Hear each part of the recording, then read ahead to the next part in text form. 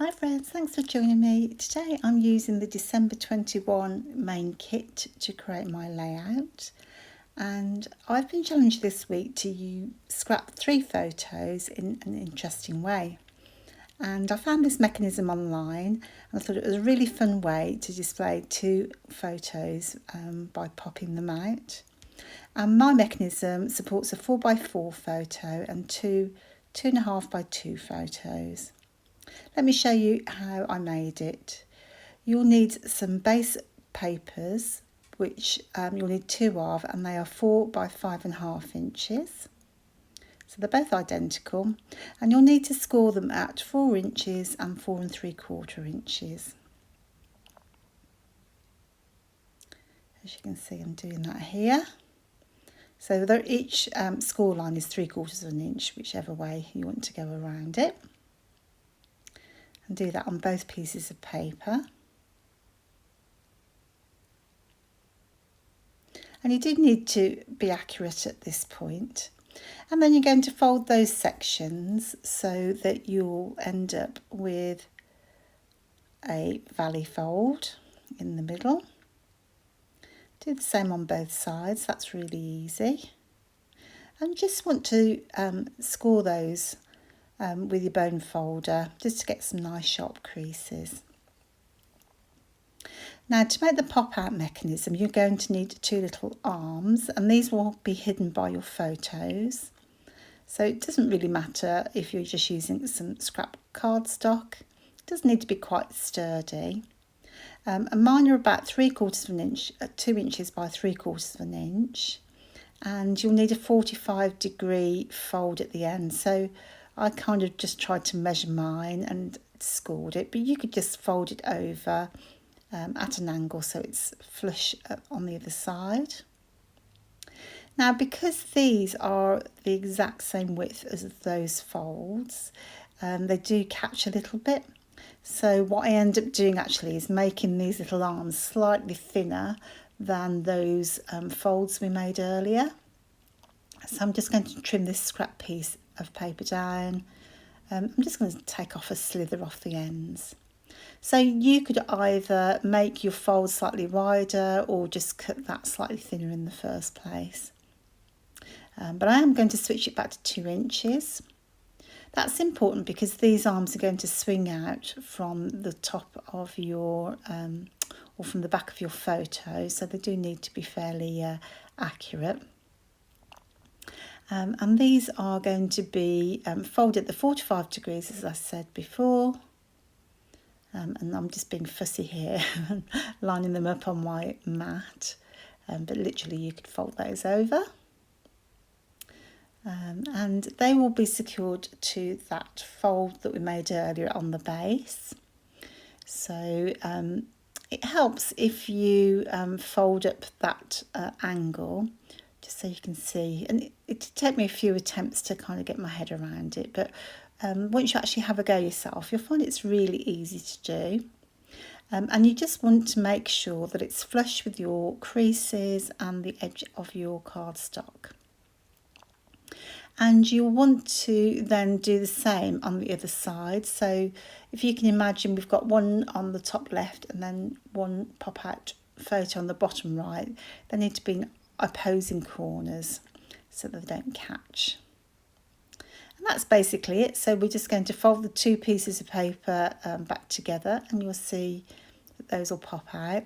Once it's all secured onto the background, they will move much more easily. And once you've got your photos on, that weight will help with the fold out mechanism.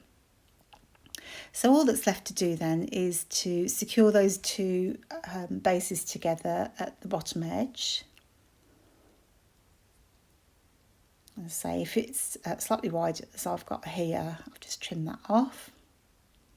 And we're just going to glue those 2 pieces together. So you do want to be accurate here, as I say, so you'll get a nice flat mechanism if you're accurate.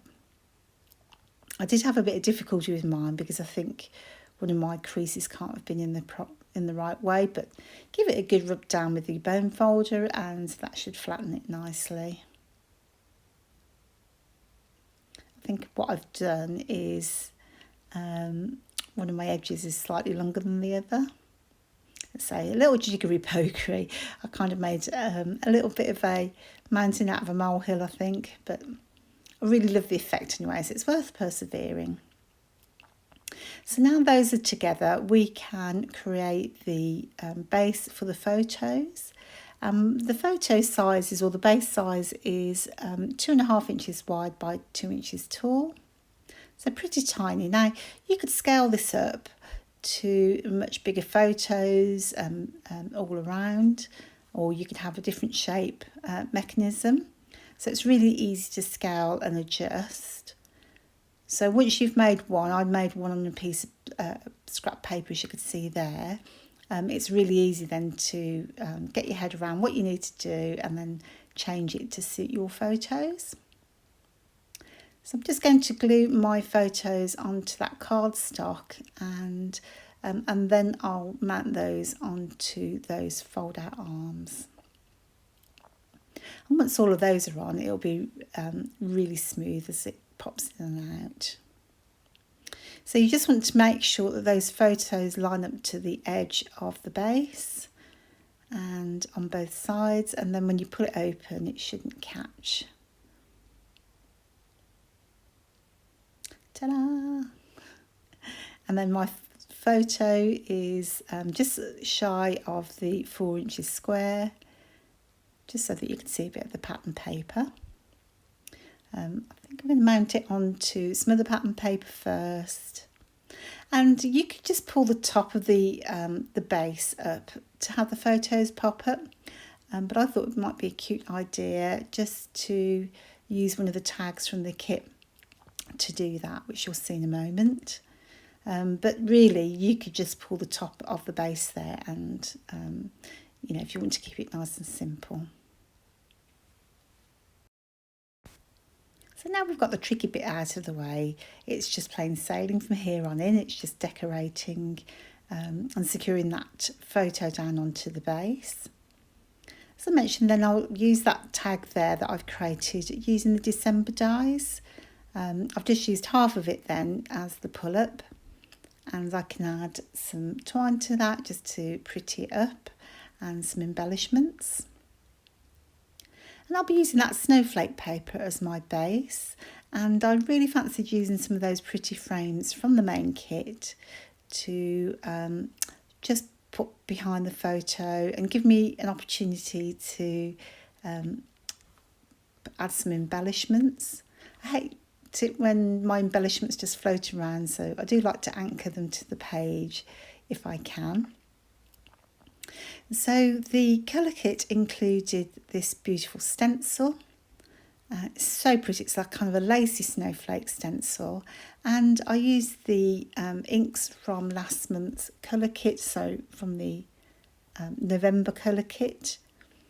The bathtub is so pretty, it's a kind of a soft minty colour. And it comes out a little bit stronger than it does on the lid there, or a little bit more vibrant, which is really, really pretty. And I think that just helped to add a little bit of colour to that background because it is quite pale. As I mentioned, I shall be using those frames, the chipboard frames from the main kit, just to anchor my embellishments around the page. Once we've got that mechanism out of the way, it was a really simple layout to pull together. So what I'll do is I'll leave you with some music and we'll catch back up towards the end.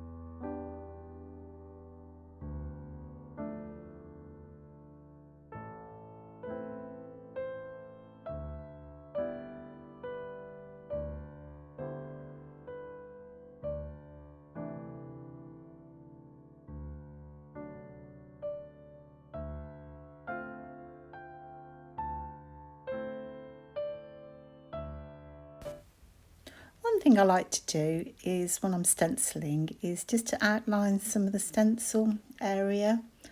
I use a very fine liner in a pale grey or a dark grey, and I think it helps just to give a little bit of definition. So I'm just doing that inside of that frame before I cover it all up, which I do tend to do also. But as you can see, I've used the die cuts from the main kit. There's so many pretty die cuts to choose from. They're just gorgeous. So I feel like I'm just going to have a couple of clusters at the top there, and then another one at the bottom around that snow globe. And I just want to be sure when I'm adding my embellishments that they don't catch, or the photos don't catch on those embellishments as you pull them out. So that's the only thing to be aware of, really. Because I do like a bit of texture and tend to use a lot of foam tape on my layouts.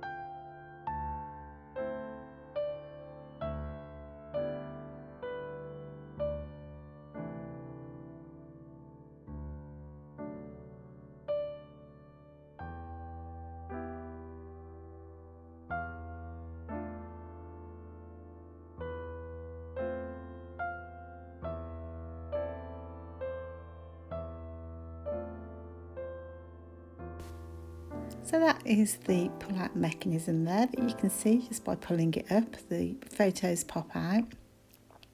So mine did catch on that tag up there, so I'm just going to trim that photo down just to stop it catching. But that's just me making a mistake with that little tag. I should have given it a little bit more clearance. So it's easily solved just by trimming off that right hand side there. But it's a really, really fun technique. I think it will give your viewers a little bit of interest, and it would be great on a card if you wanted to make it into a card. But I think it's a really super cute idea. I hope you like it too and might give it a go yourself. If you have any questions, please feel free to message me or leave a comment below, and I'd be happy to help. Or you can message us on the Facebook group for Hip Kit Club, and I'd be thrilled to hear you're having a go yourself. So thank you so much for joining me. I hope you've enjoyed the video. You could give us a thumbs up and subscribe if you're not already a subscriber.